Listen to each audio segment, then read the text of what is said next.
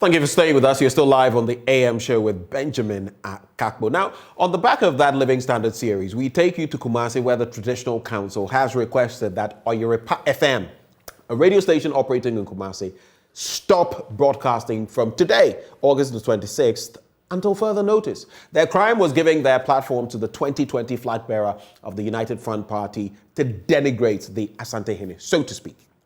Now, he accused, that is Odike, accused the chiefs of aiding in Galamsey since they had looked on unconcerned while our forests and water bodies were being destroyed. But guess what?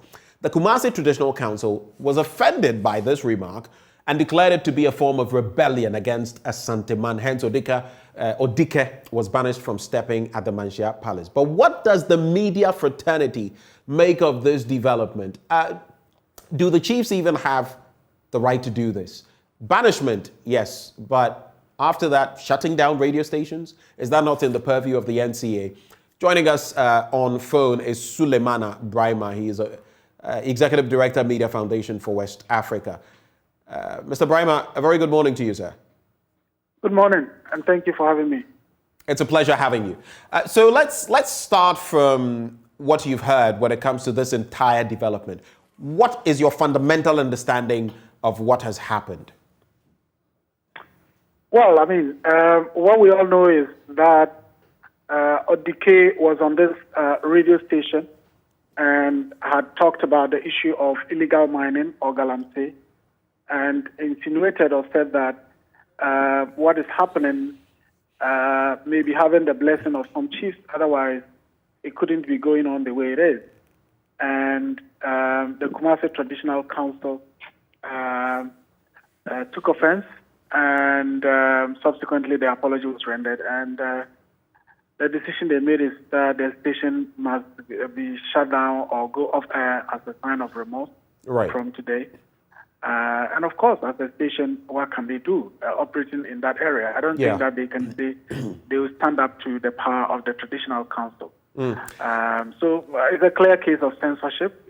It's a case that certainly undermines media freedom and press freedom, because they are absolutely legal remedial measures that are prescribed for persons who feel offended by the conduct of a media organization. But that is not what we are seeing being exacted by the Kumasi Traditional Council. I think this is traditional power being exercised.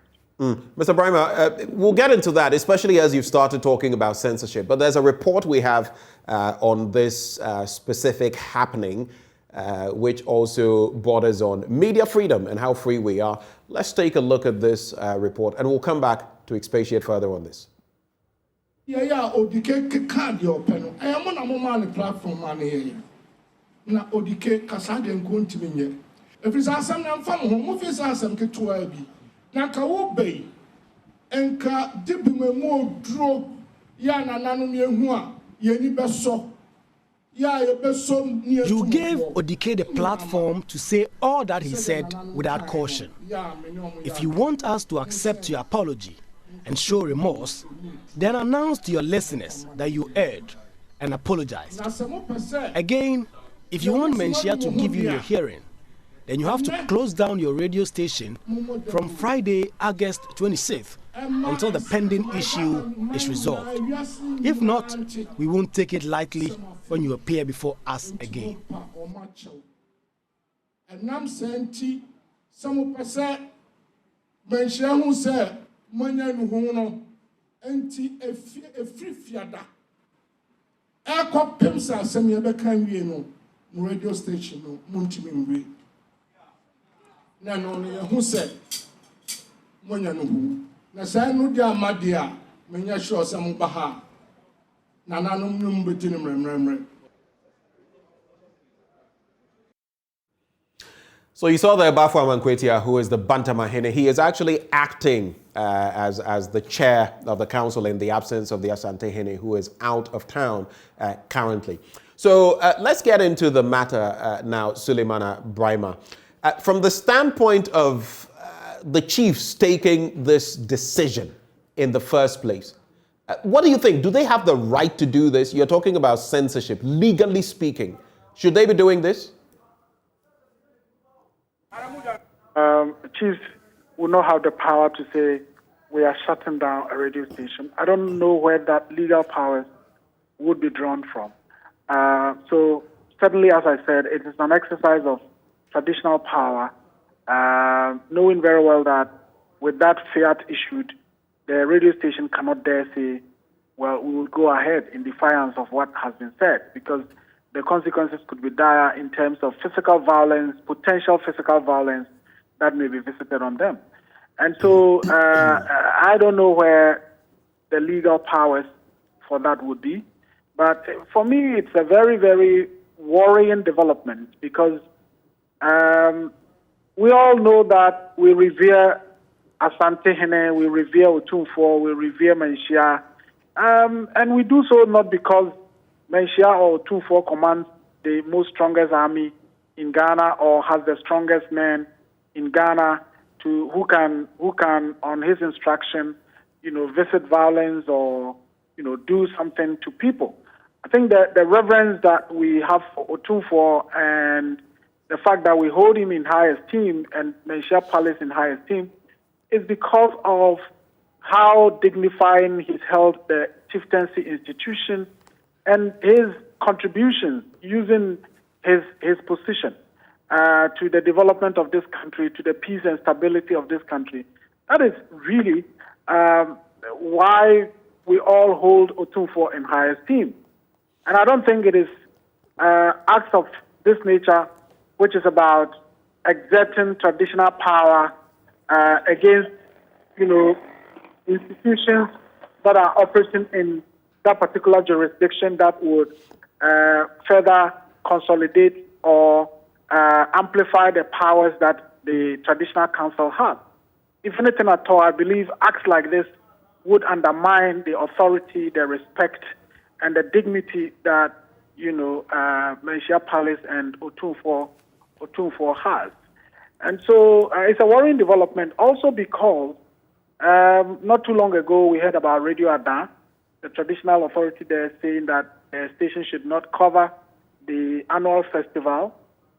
Previously, there was an incident in the Nzima area where a chief also said he was offended by what had been said on the radio station and certain decisions were made.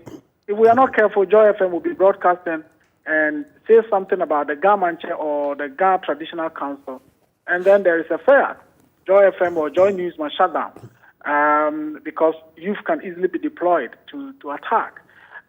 Something happens in Yendi, the Yana or his chiefs are unhappy about it, then they issue a fire that this station must shut down. I don't think we can build a democratic society like that. And for me, that is why it is deeply worrying that the chiefs would, issue that fiat that was issued yesterday. And so moving forward, what would you suggest? Because like you've mentioned, it has happened time and again, and the Asanteman Council has also adopted this decision. What does that mean for Oyerepa FM? They're going to start losing revenue. Of course, maybe they'll lose some listeners and all of that, all on the basis of this attack, so to speak, on Asanteman. First of all, the chiefs, from what we've seen, per the law, do not have the right to do this. Should the NCA be stepping in? Well, I don't think that the NCA has any mandate within in this context. If anything at all, it is the National Media Commission that has the constitutional mandate to ensure there is freedom of the media that must be acting. But having said that, we need to establish the fact that the impact of what the decision that was made by the Kumasi Traditional Council goes beyond Oyerepa FM. It's actually something that can impact on several radio stations in the Ashanti region and beyond. Because the message that is being sent is that, look, if you are a radio station, you dare not criticize any action of a chief, or you dare not provide a platform for somebody to come on and criticize the activities of chiefs. And if you're a radio station, so what would have happened? When Odike was speaking, then the station should say, hey, please, you are talking about chiefs, so don't go there. Stop. We don't allow people to talk about chiefs. I don't think anybody should create the impression that chiefs are above reproach and chiefs chiefs shouldn't be criticized, or matters of chieftaincy and activities of chiefs cannot be talked about on radio or on television or in the newspapers. Chiefs are, yes, we revere them, we respect them, we dignify them. They are leaders. They are people who understand our institutions. They are the embodiment of our rights, our cultural rights and heritage and so on and so forth. But they are human. They can make mistakes. And remember, only last year, Otumfuo, talked about the involvement or the alleged involvement of chiefs in his jurisdiction in these Galamsey activities, and warned that if investigations, establishes that any chief was indeed involved in Galamsey activities tacitly or in any way, he wouldn't hesitate in exacting the most heaviest sanctions against those people. At that forum, Otumfuo said the people gathered here, and he was talking about leaders, the chiefs. The people gathered here, about 30% of us here are aware of the Galamsey activities in our traditional area. And he mentioned that a particular person who was involved in Galamsey had even said that the land on which he's mining was given to him by a chief. And he said, if you are a chief and you are giving out your lands for illegal mining, what kind of chief are you? So it is not a new thing that people say chiefs are involved directly or indirectly in illegal mining. The difference is that last year it was said by Otumfuo himself, and this year it is said by Odike. I mean, is it a case that when Otumfuo said it, the chiefs were not happy, but yet they couldn't do anything, and now somebody says it? And not just that individual, but the platform on which he said it is the one that is being sanctioned now. It sends a chilling effect on media freedoms. It sends a chilling effect on what people can't say or cannot say. And I don't think that is the kind of culture we want to have either in Asante-Man or in the entirety of Ghana, because we wouldn't then develop when we say that when chiefs are acting in a particular way, people should not discuss it, people should not speak about it.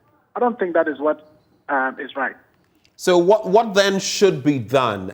Can government, for example, our political elements, what should they be seen doing? Because like you've said, this could spiral out of control if the government just says, oh, you've said this about me, your station could be attacked and all of that. And I want you to weave that into what happened to Odike himself.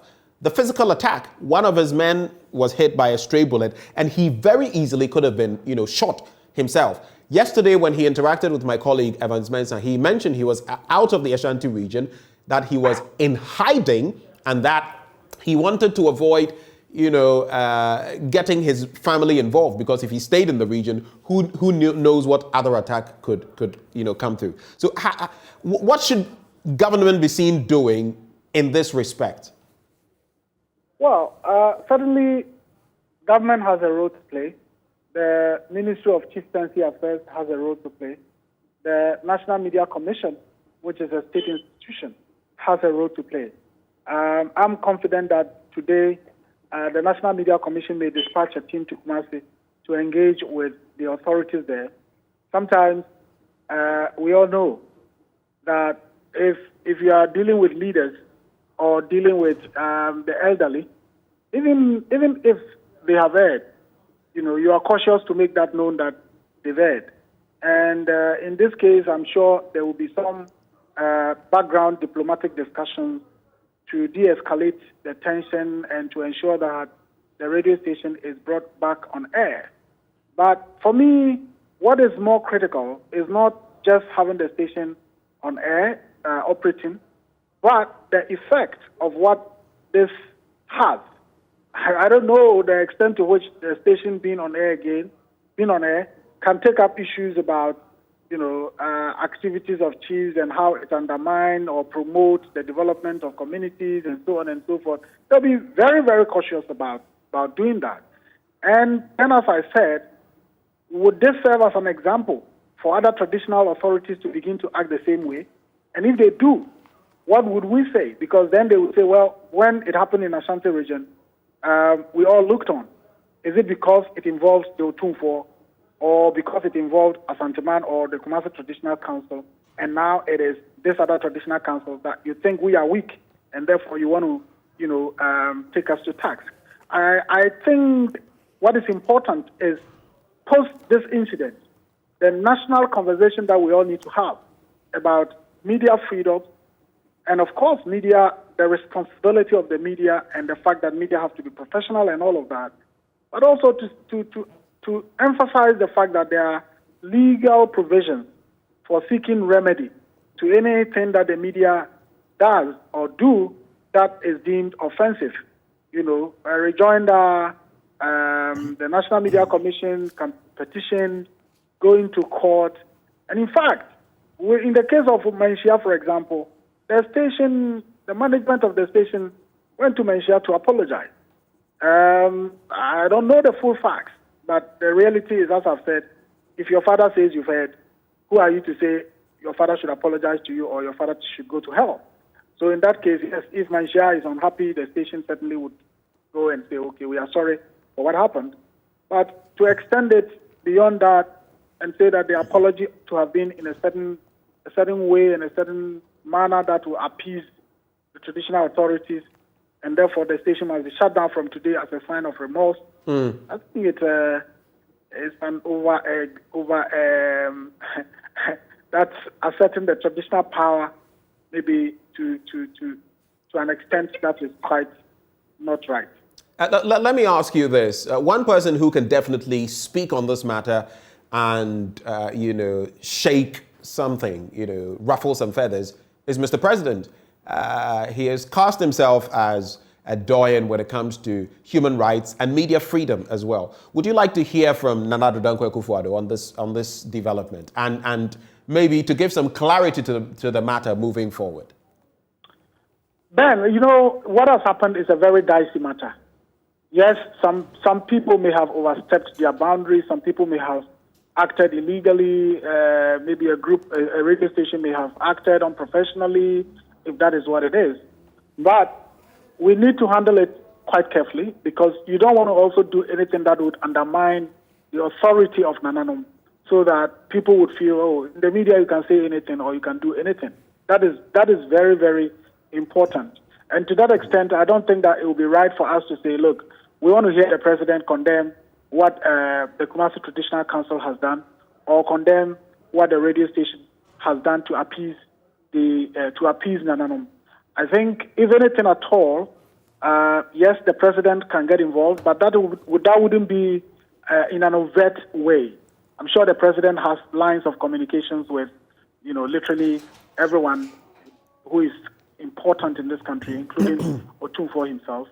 And so there could be some behind-the-scenes conversations. But what is important is to get to the point where we don't create the impression that if you're a radio station operating in the Ashanti region, even if you see a chief doing the wrong thing, you cannot discuss it on your radio station because chiefs in the Ashanti region are above reproach or are above criticism. I think Otumfuo himself needs that.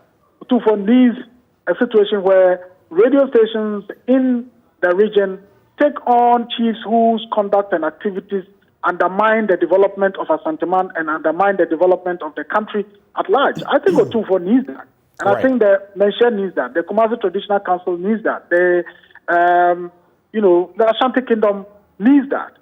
And so, post this, I'm sure it will be good if the chiefs themselves come out to say, look, we are not saying that if you're a radio station in the Ashanti region, you cannot do your work and do it robustly. We all are citizens of Ghana in the first place, and we are subject to being held accountable by the media as the Constitution provides.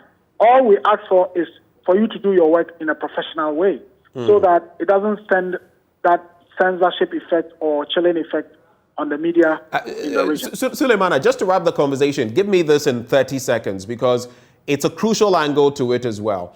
How about the media as well? The professionalism, the fairness, and all of that. How do we also deal with this situation to ensure that we are not unfair to other parties in our carrying out our work? No, certainly. I mean, I have always said, and I will repeat, that the most potent threat to press freedom is unprofessional conduct. Because if you are unprofessional, you don't expect people to support you. And when people don't support you, there's certainly no way that you can have your freedom. Yes, the freedom may be guaranteed in the Constitution, but it is human action that makes it effective. And so media professionalism is so cardinal to the whole question about press freedom and the media's role for development.